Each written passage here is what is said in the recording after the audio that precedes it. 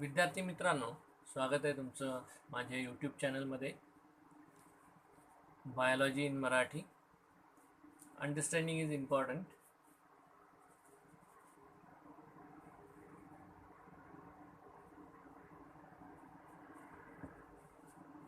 Reproduction in lower and higher plants या चॅप्टरमधील पुढचा जो मुद्दा आहे अपोमिक्सिस आपण यामध्ये समजून घेणार आहोत. अपोमिक्सिस हा जो शब्द आहे हा ग्रीक भाषेतील शब्दांपासून तयार झालेला आहे. Apo and mixis. Apo means away from. Away from म्हणजे अवे दूर राहणे, आणि मिक्सिंग याचा अर्थ fusion of gametes, male and female gamete. तर इथे फ्युजनची जी प्रक्रिया आहे, मेल आणि फिमेल गॅमेट मिक्स होण्याची, एकत्र येण्याची प्रक्रिया इथे होत नाही, म्हणून अपोमिक्सिस हा शब्द त्यासाठी वापरलेला आहे. It is a phenomenon of formation of embryo or embryos through asexual method of reproduction without formation of gametes and the act of fertilization. म्हणजे इथे गॅमेट्स तयार होत नाहीत आणि फलन प्रक्रिया देखील होत नाहीत, तरी देखील एम्ब्रियो तयार होतात, एक किंवा अनेक. आणि जर गॅमेट तयार होत नाही, फलन प्रक्रिया होत नाही, तर हे एम्ब्रियो तयार होण्याची जी प्रक्रिया आहे ती असेक्शुअल मेथडनी होते. Alternatively, it is unusual sexual reproduction where there is no meiosis and syngamy. म्हणजे इथे एम्ब्रियो तयार होतो, एग सेल तयार होते किंवा सीड देखील त्या ठिकाणी तयार होते, परंतु सेक्शुअल रिप्रोडक्शनमध्ये ज्या पद्धतीने ही प्रक्रिया होते तसं ह्या ठिकाणी होत नाही. सेक्शुअल रिप्रोडक्शनमध्ये आपण बघितलं की मेगास्पोर मदर सेल जी डिप्लॉइड नेचरची असते, that cell undergoes meiotic division to form 4 haploid megaspores. परंतु इथे मात्र मेगास्पोर मदर सेल जे आहे त्यामध्ये मियोसिस होत नाही, तर त्याऐवजी मायटॉसिस होतं आणि एम्ब्रियोसॅक विकसित होते. आणि म्हणजेच या ठिकाणी जे रिप्रोडक्शन आहे ते सेक्शुअल रिप्रोडक्शन सारखं जरी दिसून येत असलं तरी सेक्शुअल रिप्रोडक्शन नाही आहे. म्हणजे थोडक्यात मिमिक्री या ठिकाणी सेक्शुअल रिप्रोडक्शनची या अपोमिक्सिसच्या माध्यमातून केली गेलेली दिसून येते. Embryo develops in the ovule and ovule develops to form seed. म्हणजे ह्या प्रकारामध्ये सुद्धा एम्ब्रियो मात्र विकसित होतोय ओव्ह्यूलमध्ये, आणि ओव्ह्यूल जे आहे ते बी म्हणून विकसित होत आहे, परंतु मियोसिस नाही आणि सिनगॅमी देखील नाही. सिनगॅमी म्हणजे fusion of male and female gamete, हे देखील यामध्ये घडून येत नाही. बघ आता ही इथं जी आकृती दाखवलेली आहे, तर यामध्ये युज्युअल सेक्शुअल सीड फॉर्मेशन जे आहे ते कसं होतं हे थोडक्यात या ठिकाणी दाखवलेलं आहे. म्हणजे जे नॉर्मल सीड फॉर्मेशन आहे, तर त्यामध्ये पहिली जी आकृती आहे त्यामध्ये न्यूसेलस दाखवलेलं आहे, त्यानंतर त्यामध्ये मेगास्पोर मदर सेल जी डिप्लॉइड नेचरची आहे ती दिसते, त्यामध्ये मियोसिस होतं आहे मेगास्पोर मदर सेलमध्ये, आणि 4 हॅप्लॉइड मेगास्पोर्स जे आहेत ते तयार होतात. त्यापैकी जे खाली असणारे 3 जे आहेत मायक्रोपायलर, तर ते डी जनरेट होत आहेत, आणि जे चलाजल मेगास्पोर आहे ते फंक्शनल मेगास्पोर म्हणून त्या ठिकाणी एकच शिल्लक राहतं जे हॅप्लॉइड नेचरचं आहे. आणि मग पुढे जाऊन ह्या मेगास्पोर जे आहे त्यामध्ये मायटॉटिक डिव्हिजन होतात, त्याचं जे न्यूक्लियस आहे त्यात 3 मायटॉटिक डिव्हिजन्स होतात, आणि मग फायनली एक एम्ब्रियोसॅक जी तयार होते 7 सेल्ड 8 न्यूक्लिएटेड. म्हणजे ग्रीन कलरमध्ये जे दिसते ती सेंट्रल सेल आपण त्याला म्हणू शकतो, ती आहे, आणि तिच्या मध्ये चलाजल एंडला 3 सेल्स आहेत की ज्यांना अँटीपोडल सेल्स म्हटलेलं आहे. मायक्रोपायलर एंडला 3 सेल्स आहेत की मधली जी सेल आहे ती आहे एग सेल म्हणजेच फिमेल गॅमेट, आणि तिच्या बाजूच्या 2 आहेत सिनर्जिड्स, आणि मध्ये 2 न्यूक्लियस आहेत जे पोलर न्यूक्लियाय आहेत. तर हे सेंट्रल सेलचे न्यूक्लियस, आणि बाकीच्या ह्या 6 सेल्स, 6 आणि मोठी सेल ह्या 7 सेल, आणि हे 3 न्यूक्लियस, हे 2 आणि हे 3, असे 8 न्यूक्लियस, अशी ही एम्ब्रियोसॅक तयार होते. त्यानंतर डबल फर्टिलायझेशन झाल्यानंतर, म्हणजे मेल गॅमेट ह्या एक सेल बरोबर आणि ह्या पोलर न्यूक्लिया बरोबर एकत्र आल्यानंतर पुढे हे सीड तयार होते की ज्यामध्ये एम्ब्रिओ, एंडोस्पर्म आणि हे सीड कोट हे स्ट्रक्चर्स त्या ठिकाणी विकसित होतात. तर अशी एक साधारण सेक्शुअल सीड फॉर्मेशनची प्रोसेस आहे. तर अपोमिक्सिसमध्ये हे होत नाही. अपोमिक्सिसमध्ये गॅमेट फॉर्मेशन होत नाही किंवा फ्युजन ऑफ गॅमेट्स होत नाही. मिओसिस देखील यामध्ये अब्सेंट आहे. ठीक आहे. तर ते कसं आहे हे आपण पुढे बघणार आहोत. In apomixis, when a gametophyte organ or cell produces embryo-like structure without fertilization, it is termed as apogamy. अपोमिक्सिसमध्ये हे दोन प्रकार आहे, अपोगॅमी आणि अपोस्पोरी. तर अपोगॅमी म्हणजे काय की ज्या वेळेला गॅमेटोफाईट ऑर्गन जो आहे, म्हणजे मेगास्पोर मदर सेल जी डिप्लॉइड नेचरची आहे, व इथे मी खाली हे मेगास्पोर MMC म्हटलेलं आहे, मेगास्पोर मदर सेल जी डिप्लॉइड नेचरची आहे. तर इथे मिओसिस होत नाही, मायटोटिक सेल डिव्हिजन होतं आणि एम्ब्रिओसाइक विकसित होते. म्हणजे ही मेगास्पोर मदर सेल जी आहे तिचं केंद्रक जे आहे ते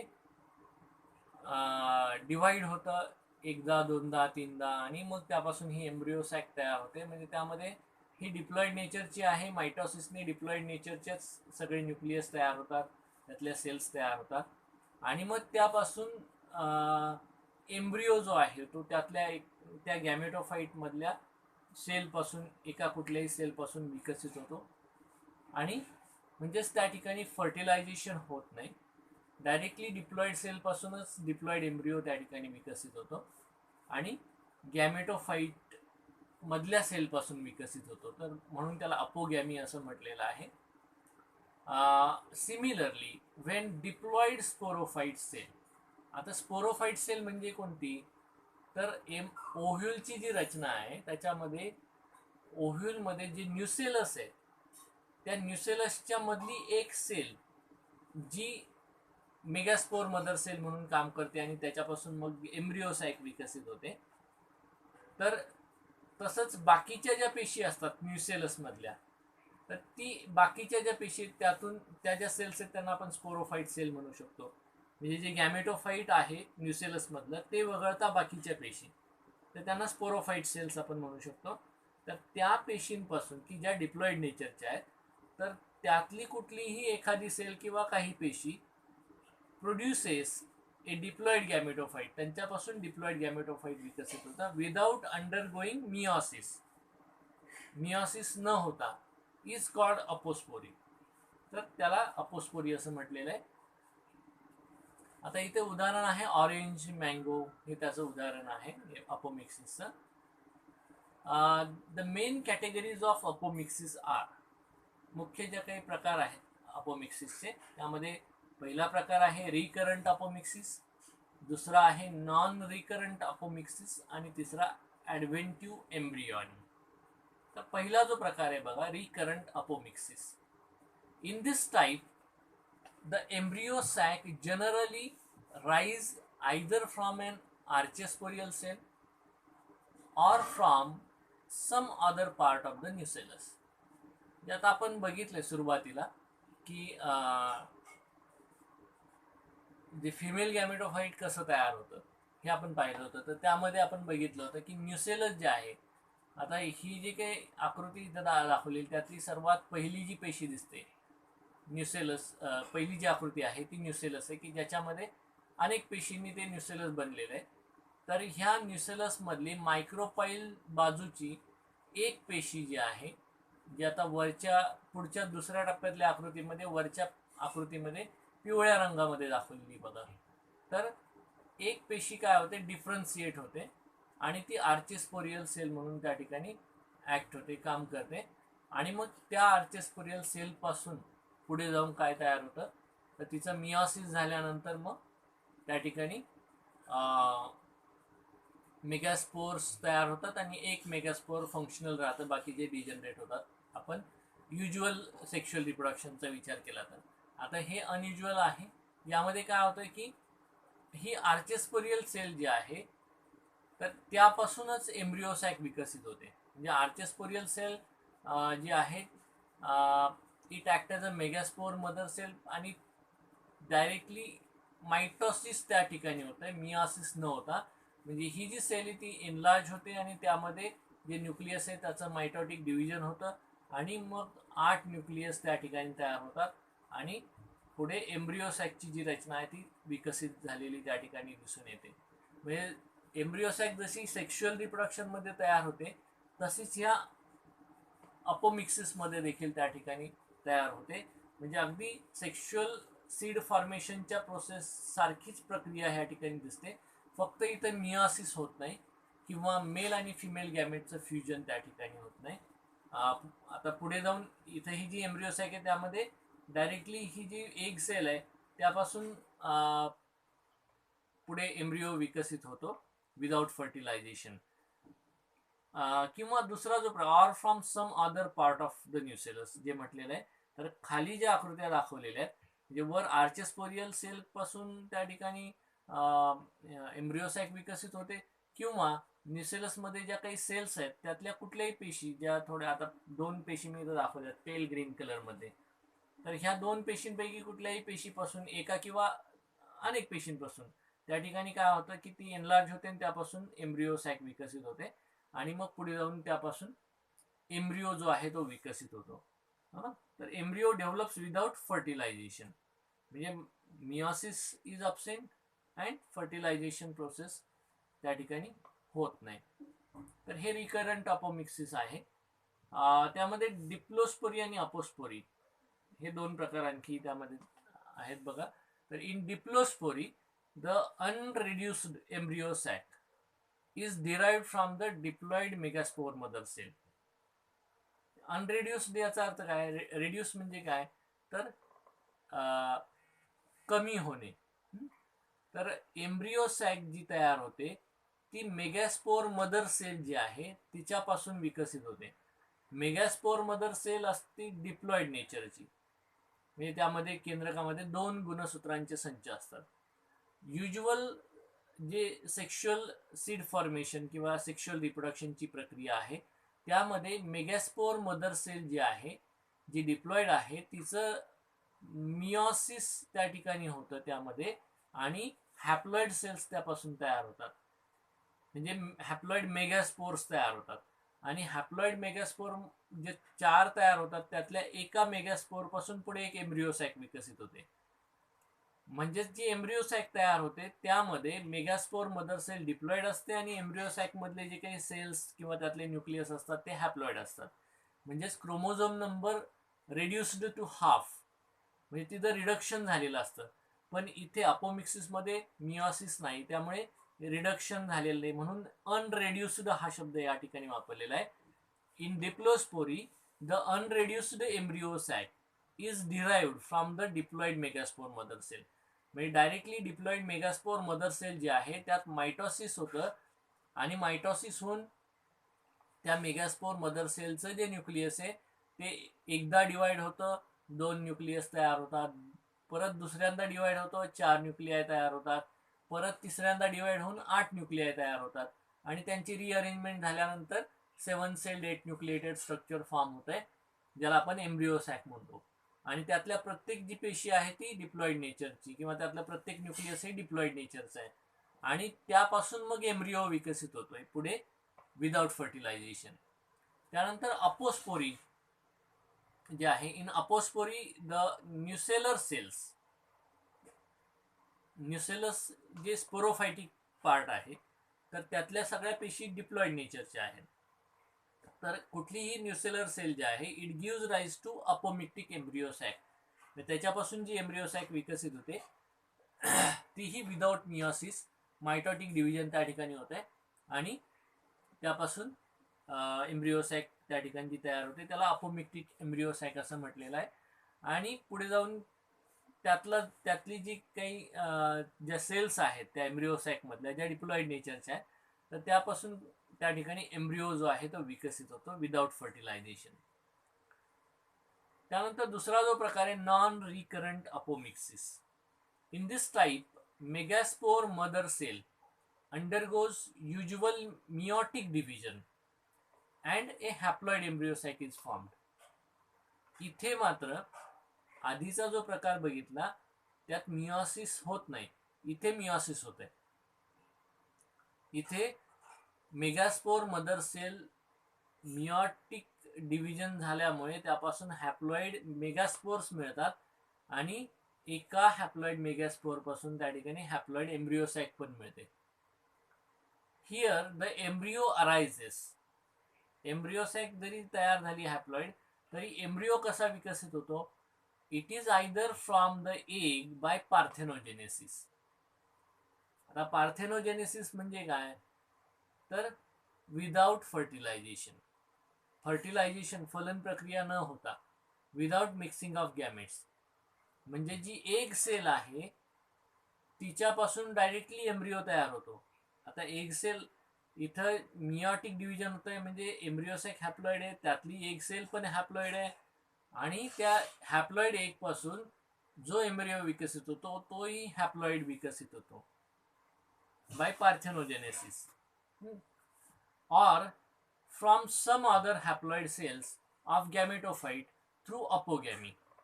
म्हणजे एग सेल पासून एम्ब्रिओ विकसित होतो without fusion with the male gamete, म्हणजे पार्थेनोजेनेसिसने, किंवा त्या एम्ब्रिओ सॅक मध्ये एग सेल व्यतिरिक्त दुसऱ्या कुठल्याही एका हॅप्लॉइड सेल पासून त्या ठिकाणी एम्ब्रिओ विकसित होतो. त्याला अपोगॅमी असं म्हटलेलं आहे. Plants produced by this method are generally sterile. म्हणजे आता इथे एम्ब्रिओ विकसित झालाय आणि एम्ब्रिओ मात्र हॅप्लॉइड आहे, त्यापासून मग सीड फॉर्मेशन, फ्रूट किंवा त्या सीड पासून नवीन प्लांट जरी मिळालं तरी ते स्टराईल असतं. म्हणजे त्यापासून त्यावर नेक्स्ट जनरेशन, नेक्स्ट प्रोजेनी त्यापासून विकसित होऊ शकत नाही. And do not reproduce sexually. त्यांच्यामध्ये सेक्शुअल रिप्रोडक्शन हे दिसून येत नाही. The example is Nicotiana. मग या ठिकाणी ह्या आकृतीच्या माध्यमातून तुमच्या हे लक्षात येईल की इथं हे न्यूसेलस दाखवलेले की ज्यामध्ये ही मेगास्पोर मदर सेल आहे, which undergoes meiosis to form 4 haploid megaspores, out of which 3 micropylar get degenerated and the chalizoid one remains as a functional megaspore. हे जे फंक्शनल मेगास्पोर आहेत त्यापासून काय तयार होतं? तर एक हॅप्लॉइड एम्ब्रिओसॅक तयार होते. एम्ब्रिओसॅकमध्ये एग ॲपरेटस आहे, अँटीपोडल सेल्स आहेत, मध्ये पोलर न्यूक्लियाय आहेत सेंट्रल सेलचे, आणि असं युज्युअल जे काही सेक्शुअल रिप्रोडक्शन आहे त्या प्रकारचीच प्रक्रिया ह्या एम्ब्रिओसॅक निर्मितीपर्यंतची इथे होते. परंतु पुढे मात्र जे काही एम्ब्रिओ विकासाची प्रक्रिया होते ती मात्र 2 प्रकारे होऊ शकते. आयदर फ्रॉम एग, जी एग सेल आहे तिच्यापासून, बाय पार्थेनोजेनेसिस, म्हणजे without fertilization egg cell directly develops into haploid embryo, किंवा ह्या एम्ब्रिओसॅक मधली कुठलीही सेल, म्हणजे सिनर्जिड असेल किंवा अँटीपोडल मधली असेल, तर त्या सेल ज्या आहेत त्या ठिकाणी एग सेल व्यतिरिक्त त्या ठिकाणी त्या सेल्स काय होतात? एम्ब्रिओ म्हणून विकसित होतात. तर ही जी प्रक्रिया त्याला अपोगॅमी असं म्हटलेलं आहे. पण एम्ब्रिओ जो तयार होतो तो हॅप्लॉइड नेचरचा तयार होतो, आणि त्याच्यामुळे जे काही प्लांट या एम्ब्रिओ पासून विकसित होतात तर ते स्टराईल असतात, ते सेक्शुअल रिप्रोडक्शन दाखवत नाही. त्यानंतर तिसरा जो प्रकार आहे adventive embryony. In this type embryos may develop from somatic nucellus or integuments along with normal zygotic embryo. म्हणजे इथे नॉर्मल झायगोटिक एम्ब्रियो विकसित होतात, म्हणजे नॉर्मल जे काही सेक्शुअल सीड फॉर्मेशन आहे त्यामध्ये जसं झायगोट पासून एम्ब्रिओ विकसित होतो तसा एम्ब्रिओ इथे विकसित होतो, पण त्या एम्ब्रिओ सोबतच आणखी एम्ब्रिओ विकसित होतात. मग त्यामध्ये इंटिग्युमेंट सुद्धा सहभागी आहे, किंवा त्या एम्ब्रिओसॅकच्या भोवती जे काही न्यूसेलस आहे त्या न्यूसेलस मधल्या काही पेशी ज्या आहेत त्या देखील सहभागी आहेत की त्यापासूनही एम्ब्रिओ विकसित होतात. तर ह्या प्रकारचं जे काही एम्ब्रियोनी आहे तर ती मँगो, ऑरेंज, लेमन यामध्ये दिसून येते. It is common in mango, orange, lemon. It gives rise to a condition called polyembryony. म्हणजे आता इथं झायगोट पासून एम्ब्रिओ तर तयार होतोच आहे, परंतु त्याच्यासोबतच न्यूसेलस मधल्या सेल पासून देखील एम्ब्रिओ विकसित होतात, किंवा इंटिग्युमेंट पासून देखील त्या ठिकाणी एम्ब्रिओ जे आहे ते इंटिग्युमेंटच्या सहभागातूनही त्या ठिकाणी ते विकसित होतात.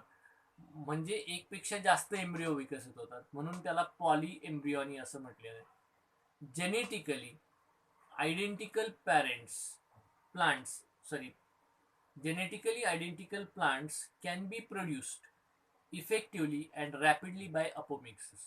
ही जी पद्धती आहे यामधून जे काही प्लांट्स विकसित होतात, इथे गॅमेट्सचं फ्युजन नाही आहे, म्हणजे एकच पॅरेंटचं त्या ठिकाणी इन्व्हॉल्वमेंट थोडक्यात यामध्ये असल्यामुळे जेनेटिकली जे काही मेकअप आहे, जेनेटिक मेकअप तो बदलत नाही, क्रोमोझोम्स एकत्र येण्याची प्रक्रिया नाही आहे, आणि त्यामुळे जेनेटिकली आयडेंटिकल प्लांट्स जे आहेत ते अपोमिक्सिसमुळे विकसित करता येतात. बघा आता ह्या ठिकाणी हे न्यूसेलस जे दाखवले त्यामध्ये मेगास्पोर मदर सेल आहे जी डिप्लॉइड नेचरची आहे. मिओसिस या ठिकाणी दिसतंय. मिओसिस नंतर फंक्शनल मेगास्पोर तयार झालेलं आहे. डिजनरेटिंग मेगास्पोर त्या ठिकाणी आहे, आणि पुढे जाऊन एम्ब्रिओसॅक जी आहे ती विकसित झालेली दिसून येते. एम्ब्रिओसॅकमध्ये एग सेल जे आहे तिचं आफ्टर फर्टिलायझेशन म्हणजे after fusion with the male gamete zygote cell तयार होते, आणि झायगोट सेलपासून इकडे शेवटच्या आकृतीमध्ये जो काही एम्ब्रिओ दाखवला आहे ब्राऊन कलरमध्ये तो झायगोटिक एम्ब्रिओ तयार होतो, आणि त्याचसोबत अजून 2 एम्ब्रिओ या ठिकाणी ग्रीन कलरमध्ये तयार झालेले दिसत आहेत, दाखवलेले आहेत. तर हे एम्ब्रिओ जे आहे ते सोमॅटिक न्यूसेलर सेल किंवा इंटिग्युमेंटच्या सहभागातून विकसित झालेले आहेत. म्हणजे एकाच सीडमध्ये एकपेक्षा जास्त एम्ब्रिओ विकसित झालेले आहेत, तर याला पॉलीएम्ब्रियॉनी असं म्हटलेलं आहे. ठीक आहे, तर या ठिकाणी हा मुद्दा संपलेला आहे. पुढचा मुद्दा आपण पुढच्या व्हिडिओमध्ये बघणार आहोत.